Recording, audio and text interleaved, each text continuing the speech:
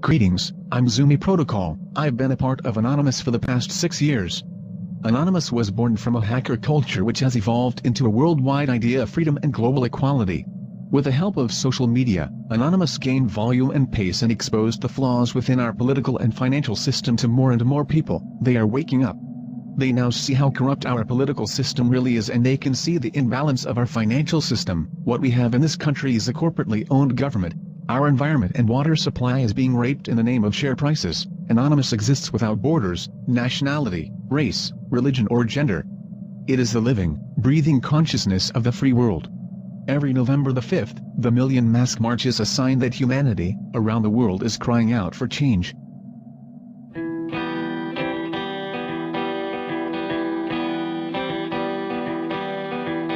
It's not even worth talking to them. It's honestly, what? They're not going to listen. They're stuck in this system. A system that is designed to make us what? Believe that we have an illusion of choice. Puppet number 1, 2 or 3. No, mate. I don't agree with politicians. I have no time for politicians.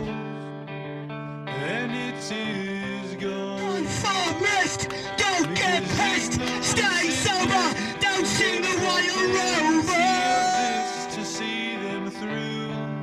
This afternoon, that the rate of the grass to regrow this week rather than in a week's time is more important than us exercising our democratic right to freely assemble, then shame on you. You are meant to be facilitating this process.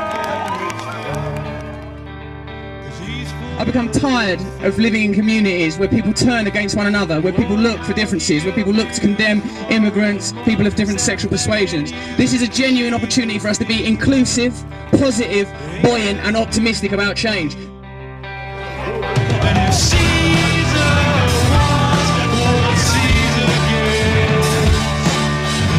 People have been infantilized, they've had the feeling of their own agency taken away from them, and most people do not recognise their own power. Most people don't believe that they have the ability to see what's going on and to change things, that they can speak up, that they can take action.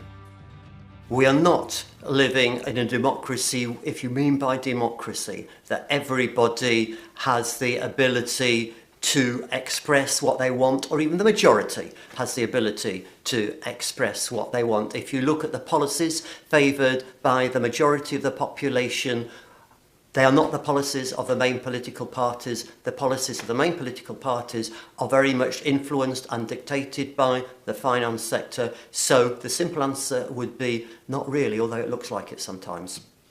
Would it be fair to say that we're living in an economic dictatorship?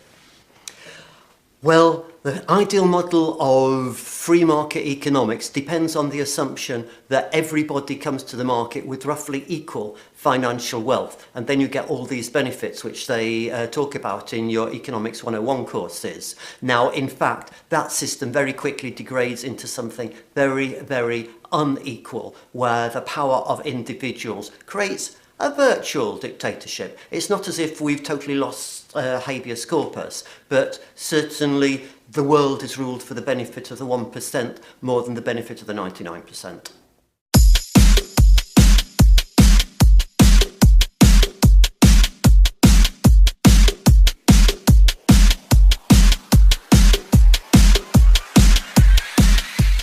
Hi, I'm Patrick Ireland and I'm a student at the London Film School. I previously studied politics at the University of Sheffield, where my interest in so-called fringe political movements was first aroused. Upon moving to London in 2014, I decided that I wanted to make a documentary which would focus on one of these movements, Anonymous. Noodles, a little bit of this chicken here, please. Yeah. And sweet and sour. Can I go to it? Yeah, can of Coke. Actually, make it 7-Up. Cheers, thanks. By their nature, Anonymous are a highly secretive organisation. Moreover, what distinguishes them from other political movements is the fact that they are non-hierarchical. They don't have a party whip. Members of Anonymous can express themselves freely without having to answer to some higher authority or ideology. However, the Million Mask March is a date when all of these factions can come together, united in one belief, that there is something fundamentally wrong with the society we're living in today. To learn more about Anonymous, I decided to meet with the organisers of this year's Million Mask March.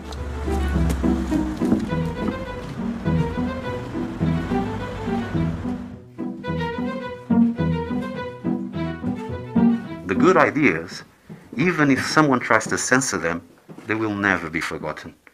So today, we need to assure not only that we'll be entitled to a tomorrow, but we need to ensure that that tomorrow will be better than today. Regardless which country of the world, regardless what's your background, because you stand for the same justice, equality, and freedom as any of your fellow protesters.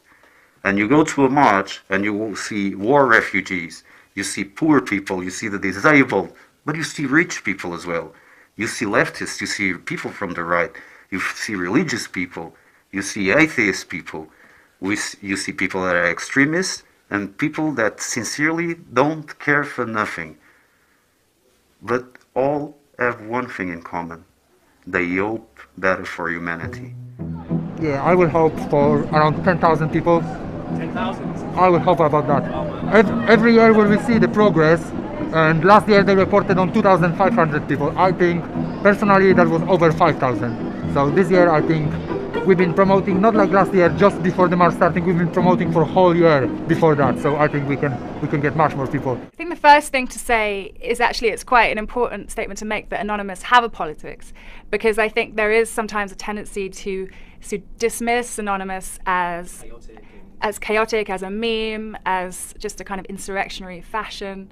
And I think actually that's quite dangerous, and we saw that, you know, after the riots in 2011 when people decided that they weren't political. I think that maybe just because you don't understand the politics doesn't mean it's not political. So people don't go out and buy a mask for no reason. Anons always want to focus on the here and now. You know, what are the problems around us that we can see? You know, homelessness, inequality, poverty. You know, all these problems are visible to us. We don't need the abstraction of politics or of capitalism to understand them. We can see them, and therefore we should address them as human beings. Although insightful, meeting the organisers of the Million Mask March wasn't enough. I wanted to meet a face behind the mask and experience on a personal level what it means to be in Anonymous.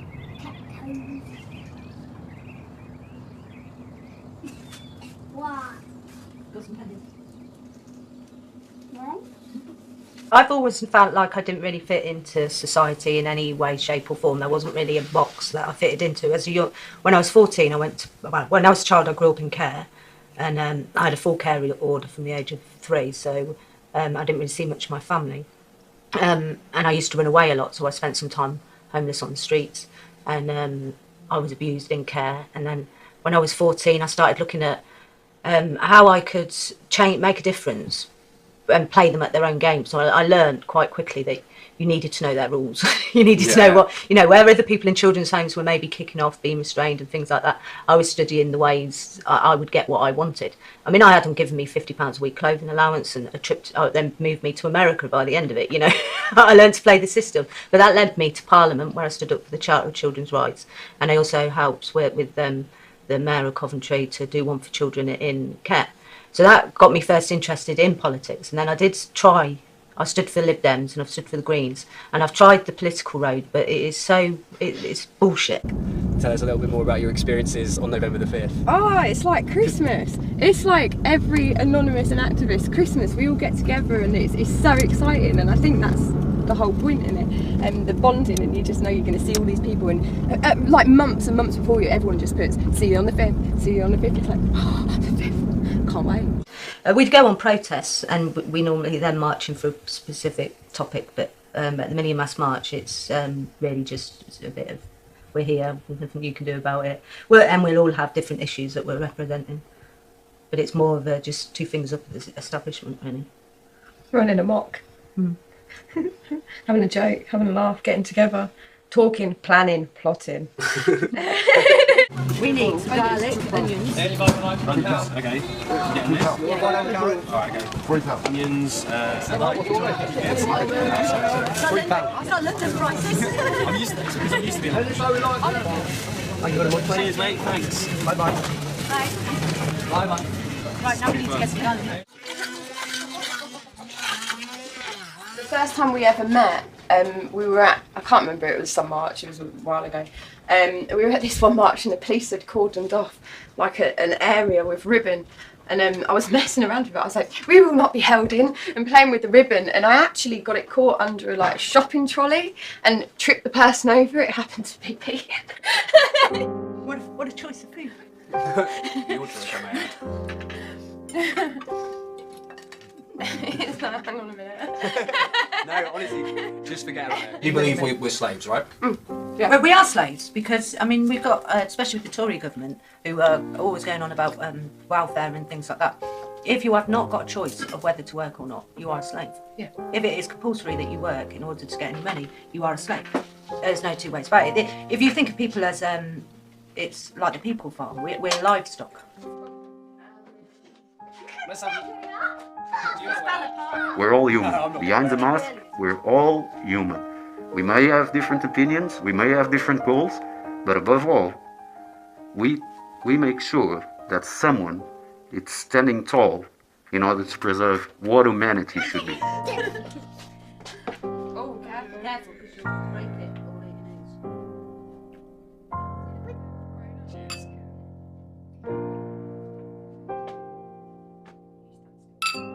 To revolution? To revolution. There we go.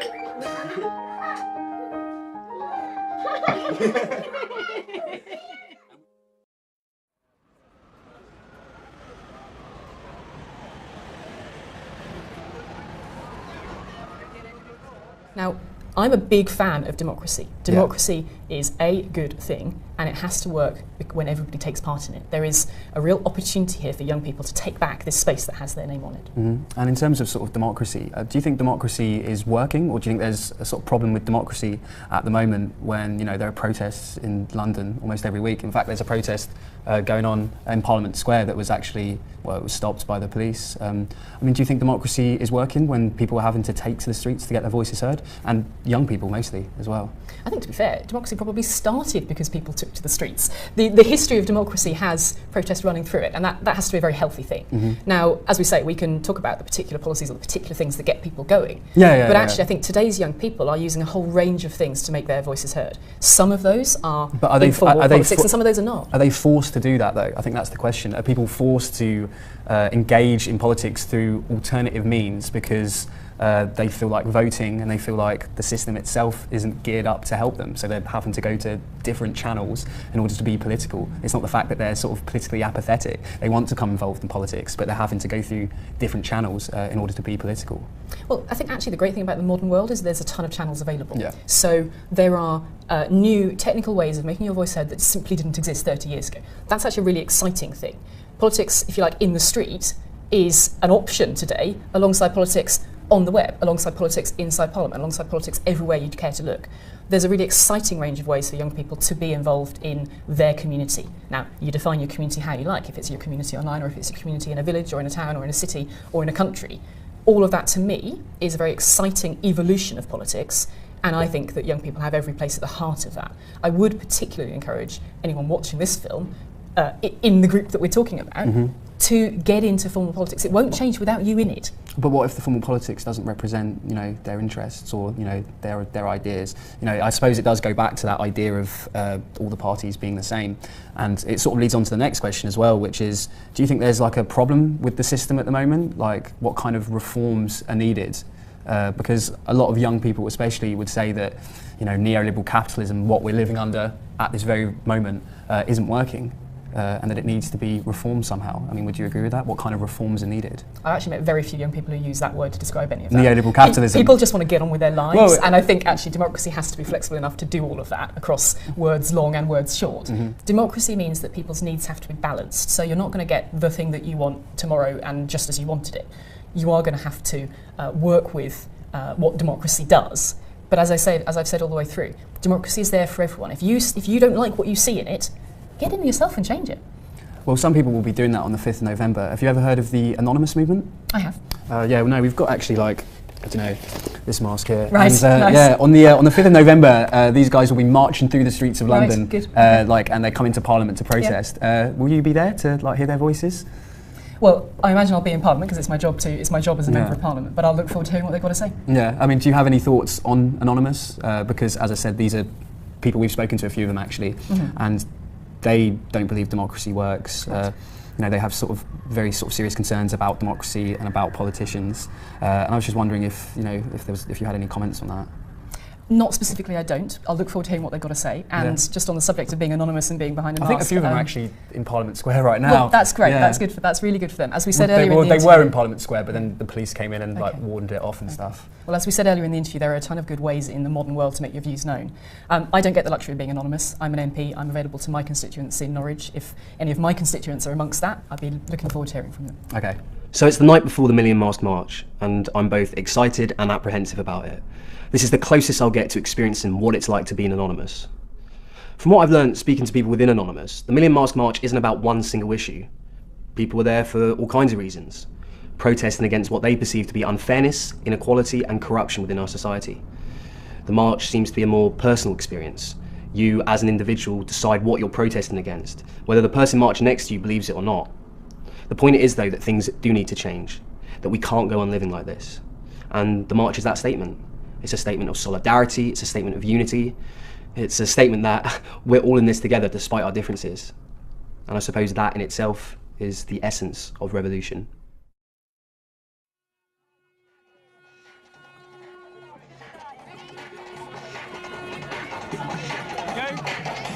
Are you ready? We're about to have a revolution.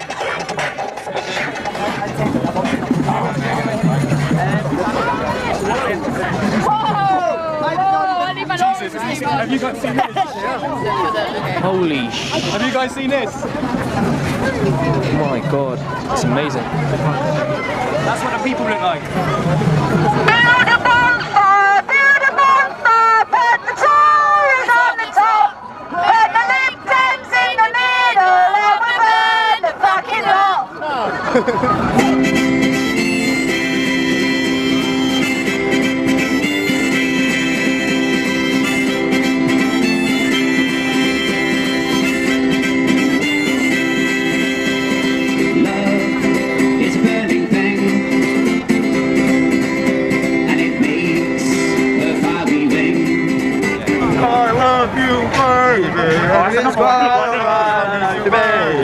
Let me all you talk, let me love you, baby, let me love you. What's the word? One night only, it's huge. I know, yeah. Just like music running past. That was it.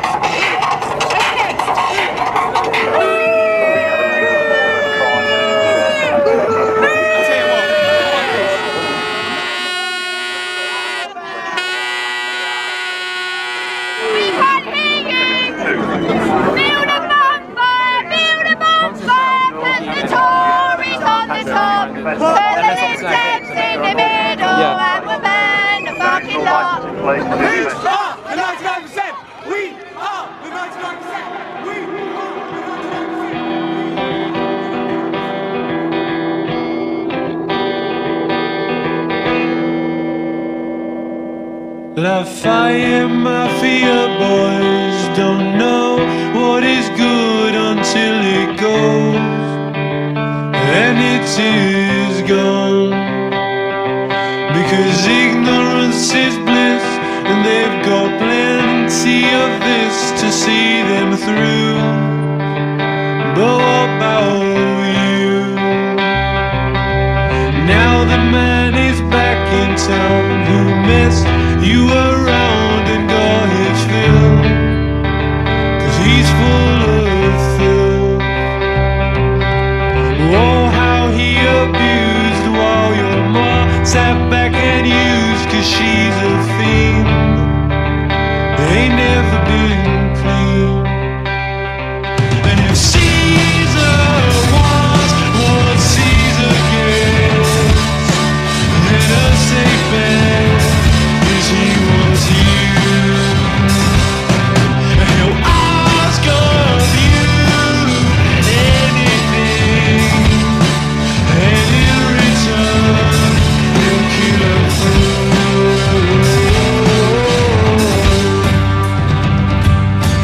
Your ruthless youth inside. Anonymous, Million Mask March, all these alliteratively named, peculiar, shady, yet populist organisations are the best chance people have in civilised society of having their voices heard.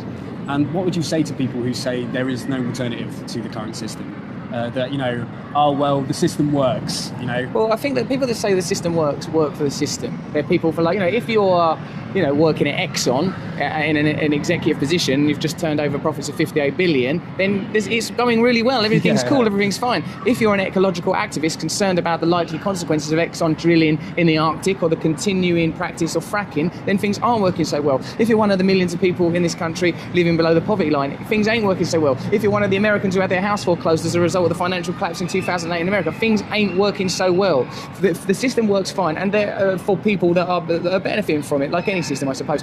But yeah, of course, there are many alternatives. There are millions of different ways of organising society. My point is, any system that deconcentrates power is probably better for people today. We live in a situation where we live in a time where transparency is possible, where technological communication and participation is possible. My idea, I don't know, what I learned lately, listening to people who know more than me, was that collectivised, localised, decentralised authority is the way that we should go. And, you know, I think it's very hard for some people to imagine change coming about, especially the point you made about when you're voting for parties who don't represent you. So how can we change the system? Get involved yourself in anything that's affecting your life. Get involved with creative direct action. If you think you're paying too much rent, if you think your bank are hustling you for your mortgage, get involved with other people who feel the same. If you're like the people on the New Era estate in East London, they've organised themselves to confront a big private development firm, Westbrook, and they are winning. They are going to win. It's not because of a politician, an MP or a councillor. They can't do anything because they all work for Westbrook or companies like it. You know, I'm being reductive,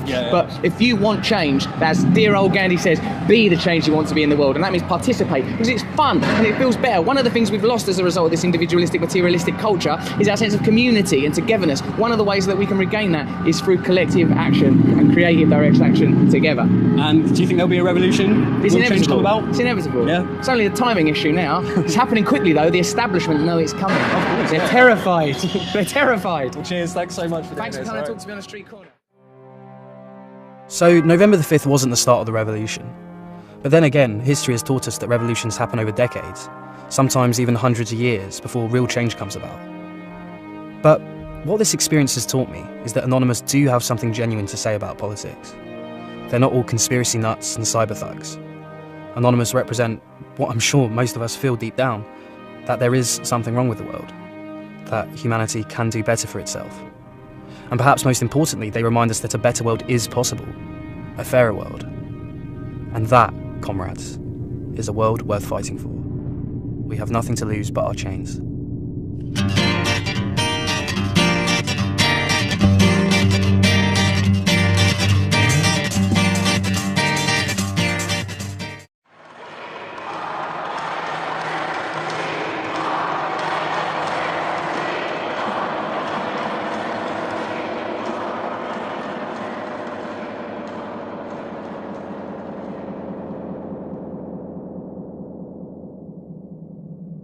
Greetings, I'm Zumi Protocol. I've been a part of Anonymous for the past 6 years. Anonymous was born from a hacker culture which has evolved into a worldwide idea of freedom and global equality. With the help of social media, Anonymous gained volume and pace and exposed the flaws within our political and financial system to more and more people. They are waking up. They now see how corrupt our political system really is, and they can see the imbalance of our financial system. What we have in this country is a corporately owned government. Our environment and water supply is being raped in the name of share prices. Anonymous exists without borders, nationality, race, religion or gender. It is the living, breathing consciousness of the free world. Every November the 5th, the Million Mask March is a sign that humanity, around the world, is crying out for change.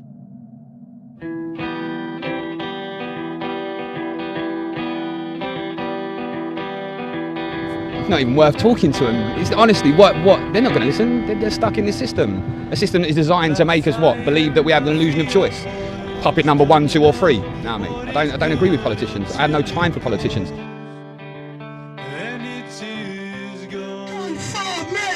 Don't get pissed. Stay sober. Don't sing the royal rover. This afternoon, that the rate of the grass to regrow this week rather than in a week's time is more important than us exercising our democratic right to freely assemble, then shame on you. You are meant to be facilitating this process. I've become tired of living in communities where people turn against one another, where people look for differences, where people look to condemn immigrants, people of different sexual persuasions. This is a genuine opportunity for us to be inclusive, positive, buoyant and optimistic about change.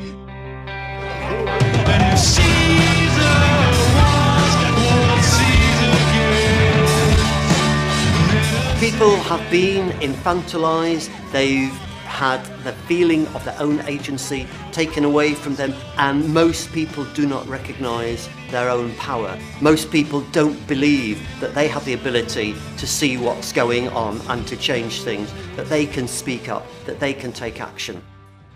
We are not living in a democracy, if you mean by democracy, that everybody has the ability to express what they want, or even the majority has the ability to express what they want. If you look at the policies favoured by the majority of the population, they are not the policies of the main political parties. The policies of the main political parties are very much influenced and dictated by the finance sector. So the simple answer would be not really, although it looks like it sometimes.